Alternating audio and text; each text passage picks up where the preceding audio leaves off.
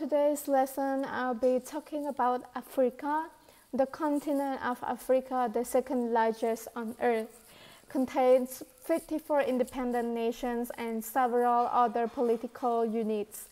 Most of these nations were European colonies during the late 1400s and the 1980s. Beginning in 1950, the nations began gaining their independence, but they were not prepared to deal with the social and economic problems they face as new nations in a modern world, and some of them became communist dictatorships.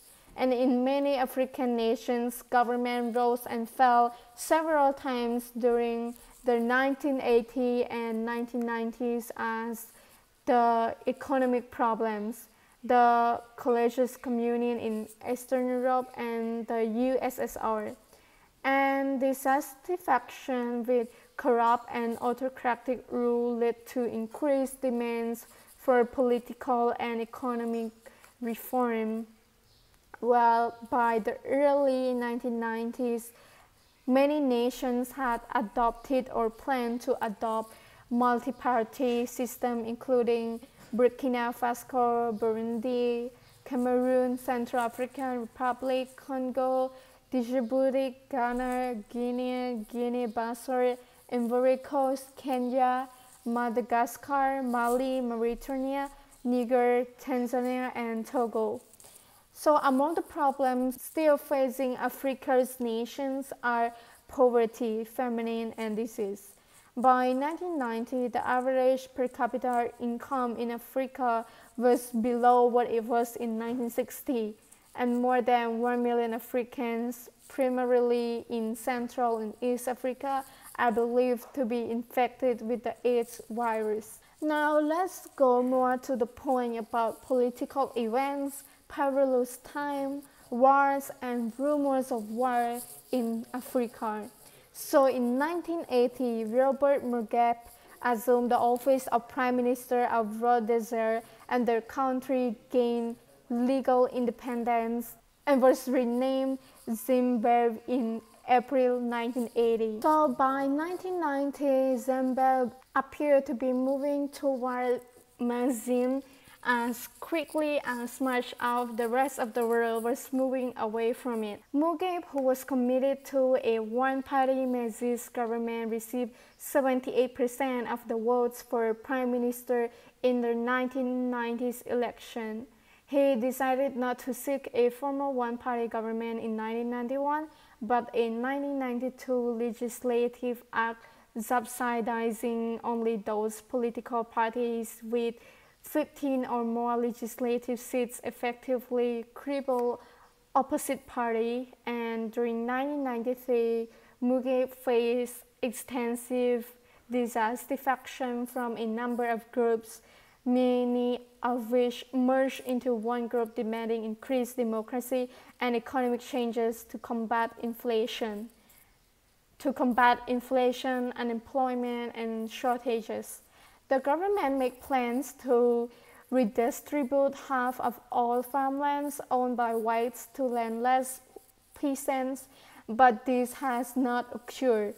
And as a result, rural Zimbabweans are dissatisfied and white farmers nervous about their future.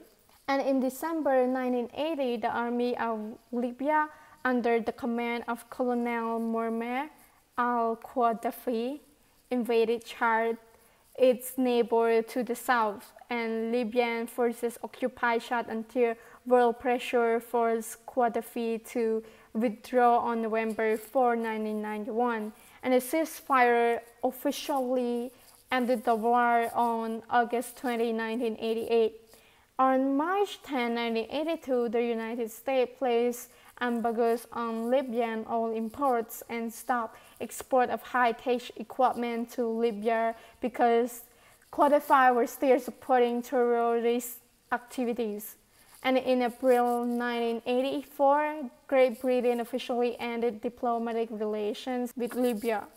And during January 1986, Gaddafi ordered the bombing of the Rome and Vienna airports and warned that any retaliation would bring war to the Mediterranean.